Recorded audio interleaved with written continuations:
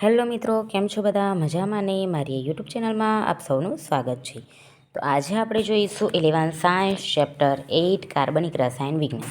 કાલનો અડધો ટોપિક બાકી હતો એ આપણે આજે જોઈશું. જો પ્રેરક અસરથી સ્થાયીતા અને એસિડિક સ્ટ્રેન્થ સમજાવી શકાય છે. તો જો સ્થાયીતા વિશે કાલે બે ક્રમ જણાવ્યા હતા. એમ જો CH3CH2 અલ્પવિરામ છે, CH3 વધારે સ્થાયી કોણ? તો જો CH3CH2ની આગળ કોણ છે? આવી રહ્યો. આના કરતાં વધારે સ્થાયી આ આવી રહ્યો દેખો છે ક્રમ, એટલા માટે કીધેલું ક્રમ યાદ કરજો. તો આની આગળ કઈ રહ્યું? આવી રહ્યો, એટલે આના કરતાં વધારે સ્થાયી. બરાબર. તો જો વધારે સ્થાયી CH3 છે. કેમ? જો આમ છે, આના પાસે 3 હાઇડ્રોજન છે, આના પાસે 3 હાઇડ્રોજન, આના પાસે 3 હાઇડ્રોજન, બધા આપનાર સમૂહ કાર્બનને. કોને આપે? આ કાર્બનને આપે.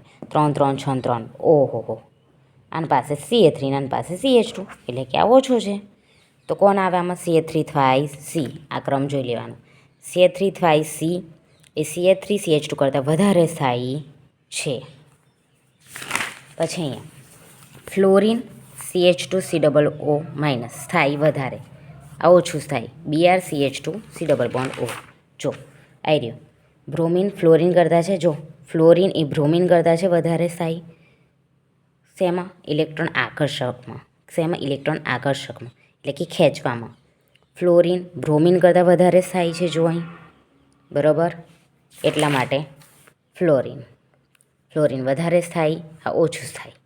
હવે જો અહીંયા એ ને બી એક્ઝામ્પલ તરીકે આપ્યું છે કે આ કાલે સમજાવી દો. બરાબર, આ છે એટલા માટે. જો અહીં પણ આ દેખી લો, આનો ક્રમ આવી રહ્યો, આના કરતાં વધારે સ્થાયી છે, એટલા માટે અહીંયા લખ્યું. આ ક્રમ બી તમારે યાદ રાખવાના, ગમે તે રીતના યાદ રાખજો, 1 માર્ક્સમાં પૂછાઈ જાય તો.